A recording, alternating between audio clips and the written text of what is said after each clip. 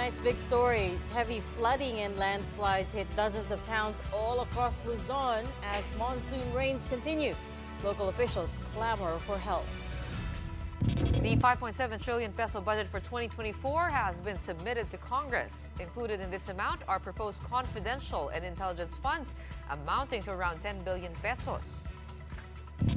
And the U.S. Embassy has expressed concerns over the ongoing reclamation projects in the Manila Bay, which they say are linked to Chinese contractors that help militarize the South China Sea. Welcome to the show. I'm Regina. I'm Gretchen. And I'm Shawn.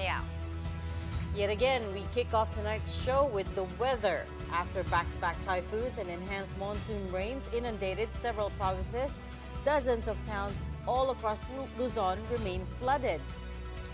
More and more LGUs are now calling on the national government for disaster aid and, in the longer term, to fast-track flood control projects.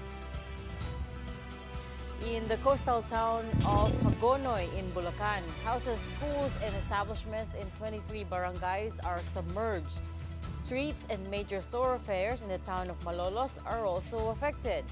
And as reported, Bulacan officials are blaming ongoing construction projects for worsening their flood problems. These include the North-South Commuter Railway project and the planned Bulacan Airport. For now, Bulacan town mayors are turning to the national government to put up more flood pumping stations.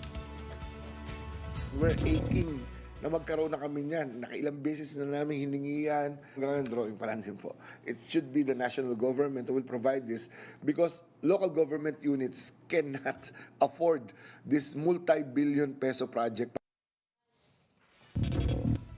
In Macabebe, Pampanga, high tide and non-stop rains also caused flooding. As you can see in the video, this was the situation at the Domingo Flores District Hospital earlier today.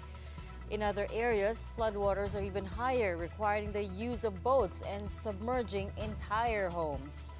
Local officials hope to receive help for dredging activities at the Pampanga River. May long-term solution po dito. Isa po dito yung regular po ng dredging po ng Macabebe, yung along Pampanga River po sa bayan po ng Macabebe, Masantol, para makadaloy po yung tubig papunta pong Manila Bay.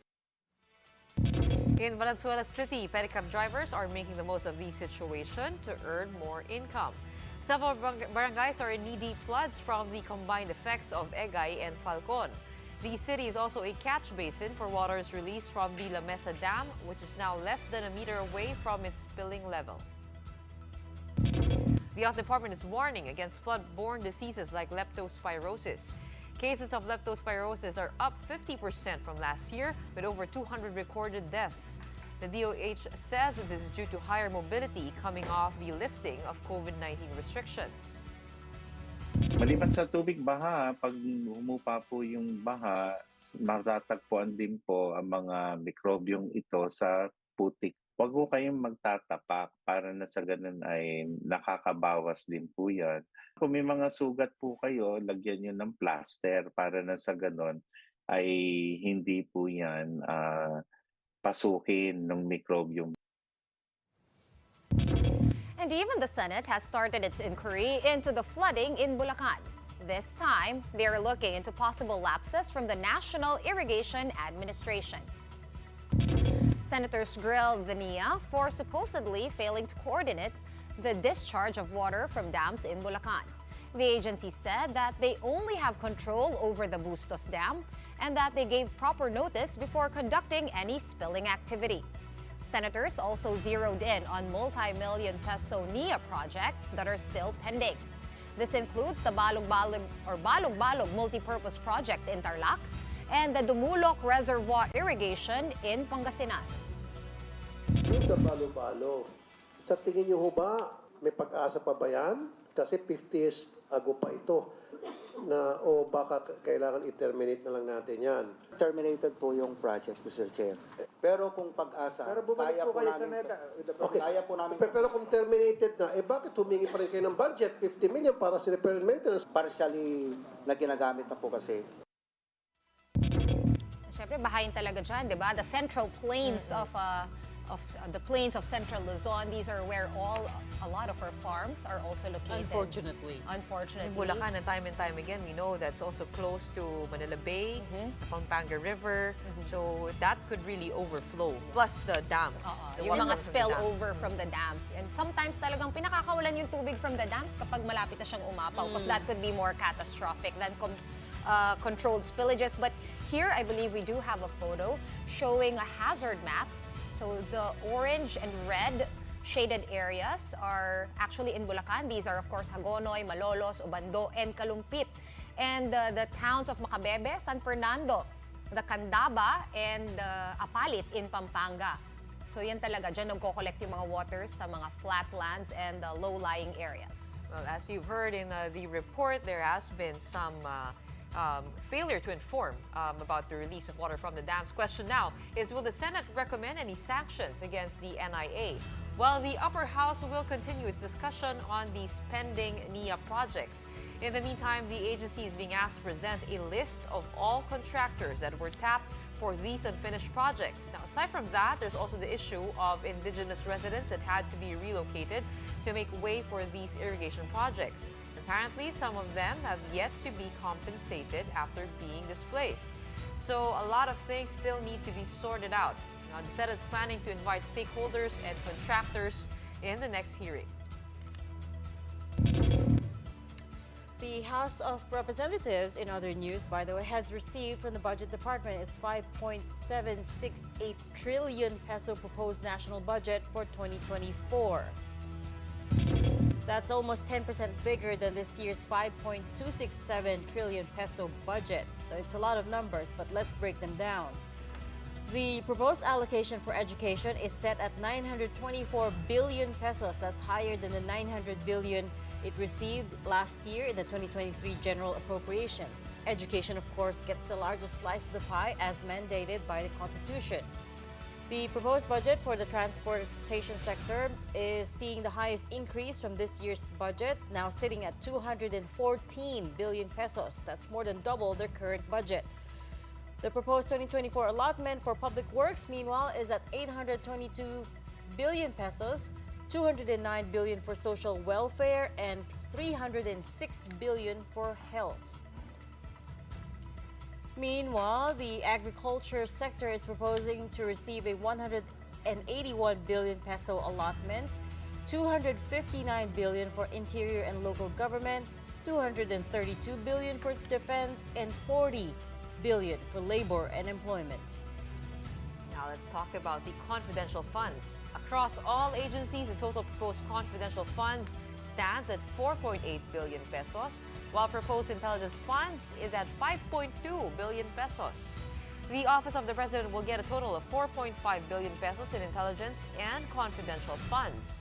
Also proposed is the 500 million pesos in confidential funds for the Office of Vice President Sara Duterte and 150 million pesos for DepEd, the agency that she leads. And here's what the BM has to say about these confidential funds. Confidential and intel funds, meron naman pong guidelines yan from COA on how to use the funds. And may breakdown din po yan when we request the budget. So it's not, there's full transparency po in terms of the request for these funds. Budget Secretary Amina Pangandaman also clarifies that the country will not be able to feel the effects of the Maharlika Investment Fund by next year. But in the following years, Pangandaman says that the Maharlika Fund could fund around 200 infrastructure projects that the NEDA aims to launch by 2028. These projects are worth around 8.2 trillion pesos. Eventually po, wala pa po dito, but in our 2025, 2026, and 2027 national budget, makikita nyo po na yung mga other major infrastructure projects hindi na po popondohan ng national government. So what does Congress have to say about this proposed 2024 national budget? Let's bring in Marian Enriquez for the details. Man, what do you have? Yes, Shawn, House Speaker Martin Romualdez vows that their version of the 2024 national budget will be pork barrel free. He says deliberations on next year's budget will be transparent and notes that Congress will prioritize the needs of Filipinos. Budget deliberations for the proposed 5.768 trillion peso national spending plan will begin next week. Meanwhile, the Development Budget Coordination Committee, or DBCC, is set to face the Senate by August 22 to 23. Shawn. Thanks for that update, Marian Enriquez. Well, this piece of news brought shivers down my spine as I tried to be a student pilot on a Cessna plane last month. Well, another missing Cessna, an Echo Air Cessna 152, has been found in a town in Apayao Province, prompting further search and rescue operations in the area. The Cagayan provincial government said the crash site was at the border of Barangay Salvacion in the municipality of Luna and San Mariano in the municipality of Puntol. Although the crash site has been located, there has been no report yet on the status of the plane's passengers. The plane was carrying pilot Captain Edsel John Lumbao Tabuzo and student pilot Anshum Rajkumar Conde. The Echo Air Cessna 152 was bound for Tuguegarao City on Tuesday but didn't reach the airport as scheduled. In an earlier interview on 1PH1 Balita Pilipinas, CAAP spokesperson Eric Apolonio admitted that the bad weather could have affected the flight of the now recovered Cessna plane. May possibility kasi unang-una nung umalis sila sa Lawag, maganda yung weather. But siyempre, itong ating mga instructor pilot, kabisado yung lugar na yan. So alam nila kung magkakaproblema sila ro. So dahil puro bundok po yung katabi niyan. Nagpalipad kami sa Bulacan kasi parang the pilots were looking at the weather, the clouds. And then they were the ones to give the go signal. Okay, pwede na tayo lumipad. Kahit na medyo may rain pa here in this. Yeah. So there's the weather forecast, but then they also have, to make the decisions. And then they use the Cessna to earn hours. So it's both technology and human decision making there. But also we have to remember that this is just the nth crash that we've heard of, and a lot of them involve Cessnas and student pilots or training pilots. So I hope we get to the bottom of it. But up next, the U.S. expresses concern over the involvement of a blacklisted Chinese firm in the ongoing Manila Bay reclamation project. The details when we return. Keep it here on One News.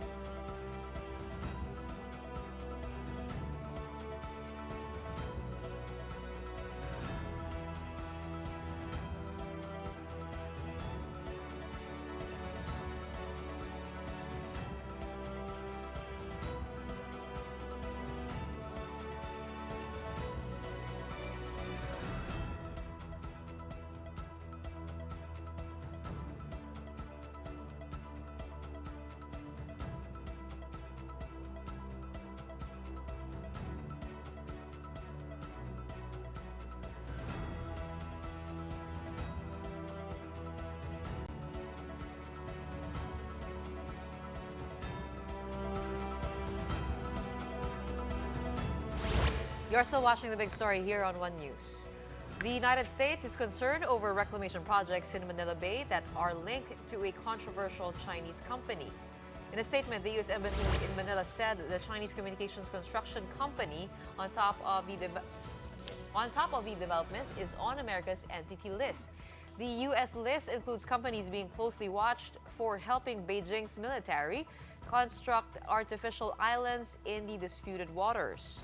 The U.S. Embassy added that the company has also been cited by the World Bank and the Asian Development Bank for alleged fraudulent business practices.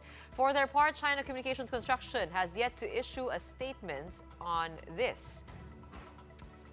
The reclamation of Manila Bay has been a long-standing issue in the country, of course. Environmental groups have long urged the government to cancel all reclamation and dredging activities in the area. There are reportedly around 22 reclamation projects around Manila Bay.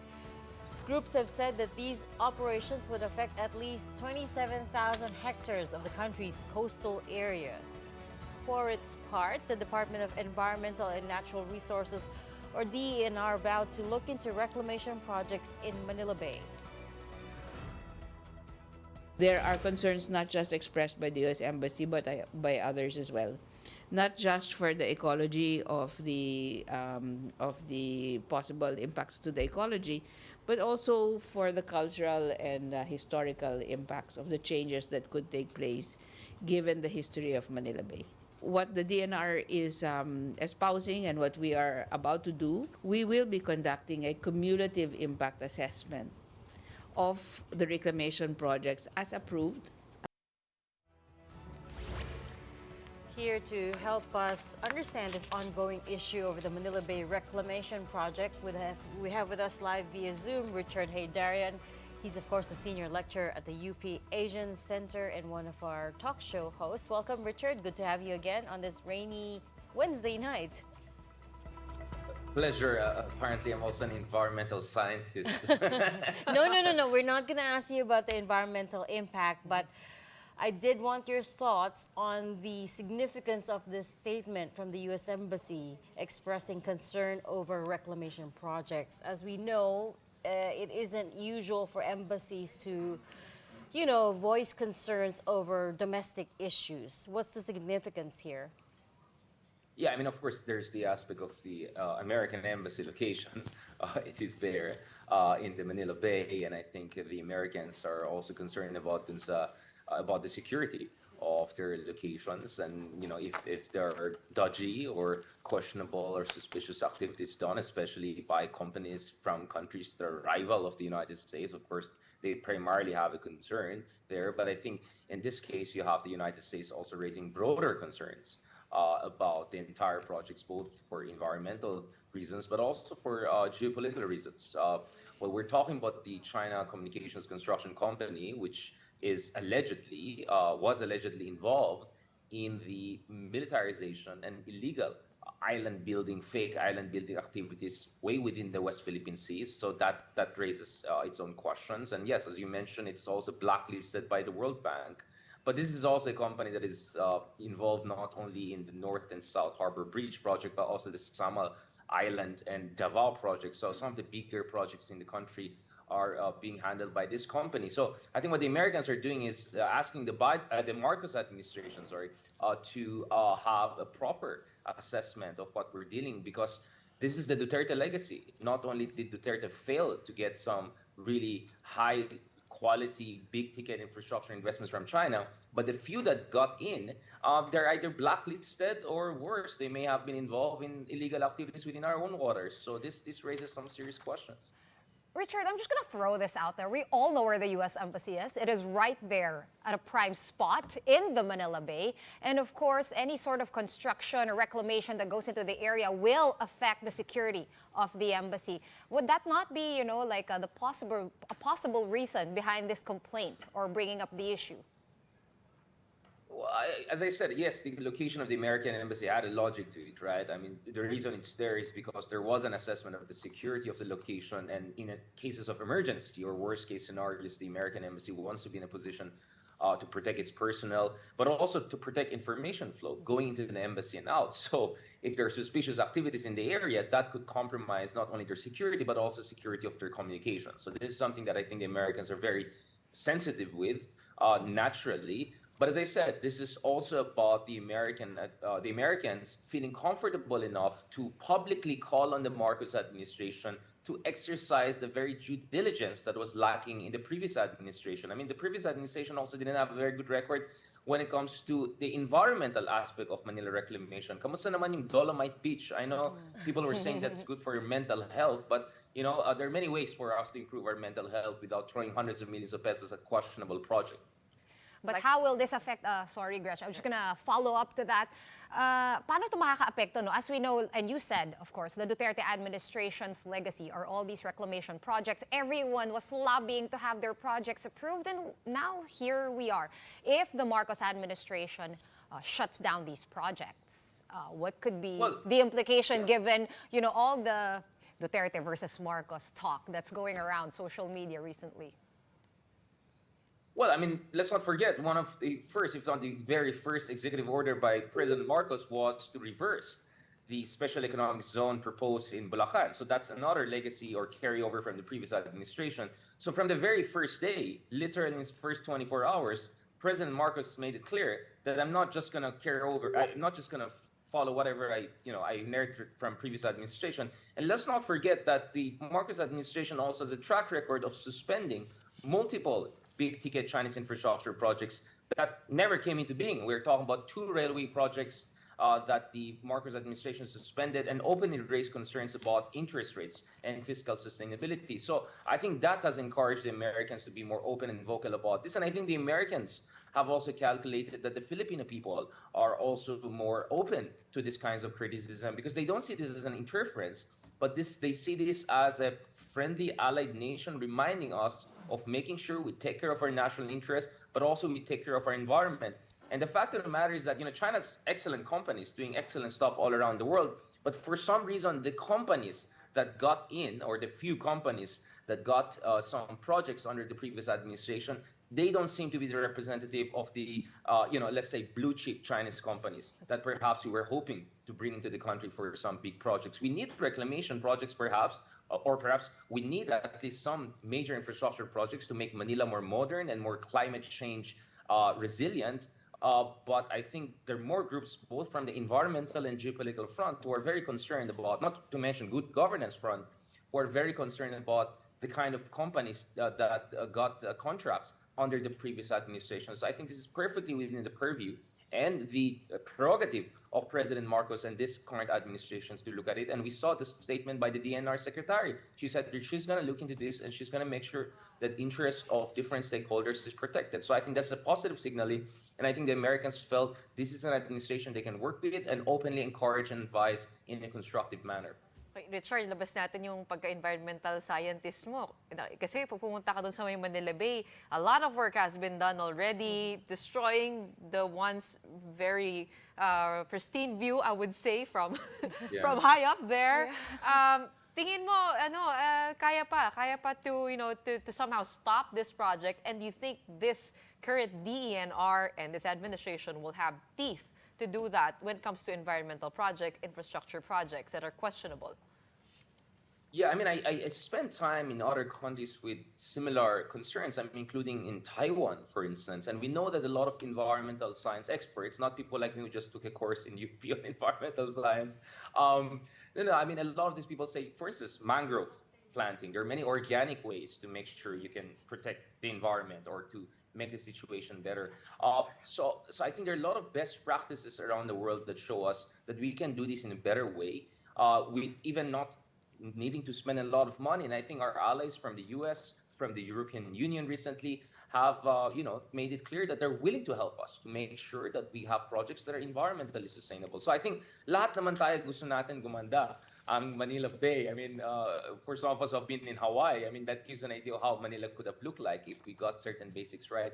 But I think the lesson really from the previous administration is there are no shortcuts. The whole Dolomite Beach hashtag, that was, I think, a stark reminder that if you try to shortcut your way, you're not only not going to solve the problem, you're going to distract us from the real solutions, and you're going to waste the money. So I think this is a time for us to have a reasonable, rational, evidence-based public policy discussion on environment. And again, neither of us is environmental scientists here, but I think since this is a public policy issue, our environmental science experts, our friends in the DNR, our friends, allied nations, can come and tell us what is the best way forward, and accordingly, we can have this conversation with this administration. I think that's one thing. If there's one thing I like about the Marcos administration, is that there are good folks inside who are open to recalibrating some of the excesses or problematic legacies from the past, and this should be one of them. Well, I guess if you ever get tired of foreign affairs, Richard, the environmental department is waiting as well. Thank you so much for your insights tonight. That was Richard Hidaria, UP Asian Center Senior Lecturer. After the break, commuters are in for higher fares on the LRT lines 1 and 2 starting today. That and more when the big story returns. Keep it here.